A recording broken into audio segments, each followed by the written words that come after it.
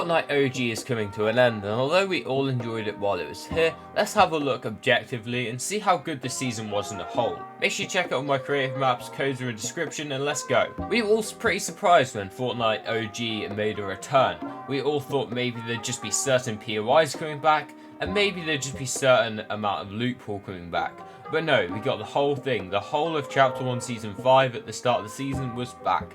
The Lootpool, the map, everything you can think of, even all of the locations. Of course, we were still sprinting and mantling, but that's a small price to pay because we were back in OG Fortnite. The peak and the player base showed. There were so many people online the first day, the first couple days actually. There were queues to get into Fortnite for more than one day after the start of a new season. It's been a long time since that's happened, especially since they've upgraded the servers a lot since then. In fact, as a whole, this season has been massive on the player base. Any day of the week, you can go into the game modes and see over 1 million people playing the ranked battle royale and normal battle royale game modes.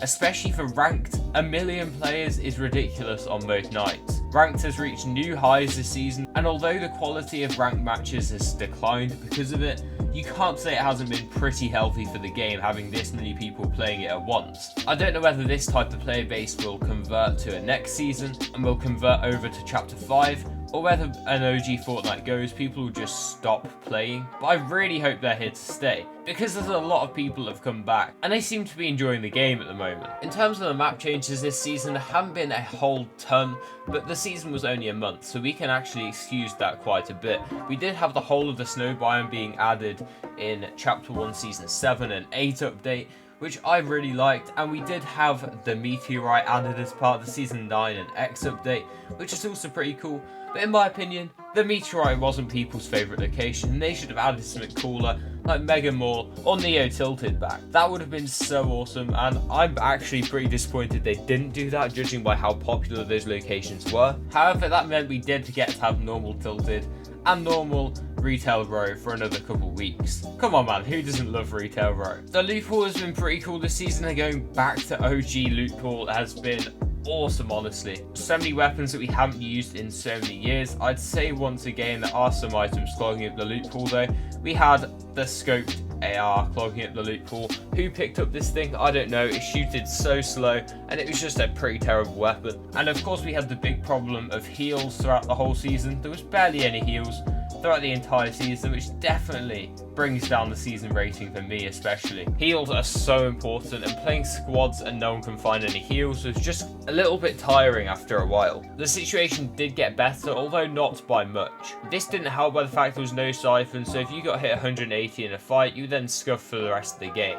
Sometimes with my ranked matches, I felt like I was slowly dying throughout the entire game because I had no heals. Every fight would leave me on slightly less HP, until eventually I'd die. But the playbase clearly didn't find as much of an issue, as there was still a ton of people playing at all times. And to Epic's fairness, they did buff the heal spawns towards the end of the season, although they still aren't great. Now let's talk competitive. There are pros and cons of this competitive season in general. We had a lot of cups this season. I mean a lot of cups planned. We had all of the skirmishes, which although were riddled with cheaters at the start, especially in Zero build, they did slowly get better.